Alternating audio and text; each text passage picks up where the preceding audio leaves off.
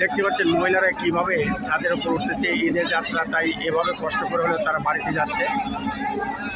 এভাবে ছাদে ওঠাটা আসলে অতি ঝুঁকিপূর্ণ। তারপরে এরা বাপ মায়ের কাছে, স্বামী বা বাচ্চার কাছে ঈদ করবে, তাই এভাবে ঝুঁকি নিয়ে হলেও তারা ঈদের জন্য বাড়িতে যাচ্ছে। তো এটা আসলে যদিও খুশির আবার অনেক দুঃখের যে এত কষ্ট করে তারা কেন বাড়িতে যাচ্ছে। দেখতে পাচ্ছেন যে কীভাবে মেয়েরাও ছাদের উপর উঠছে, যেটা আসলে দুঃখজনক। আসলে ব্যবস্থা যে এতই খারাপ যে মেয়েদের জন্য কোনো নিরাপত্তাও নাই, ঝুঁকি নিয়ে হলেও তাদের বাড়িতে ফিরতে হবে। তাই হয়তো এদের যেতে হচ্ছে, এটা দুঃখের বিষয়, কিন্তু তারপরে দুঃখ হলে এর মধ্যে হয়তো সুখ লুকিয়ে আছে।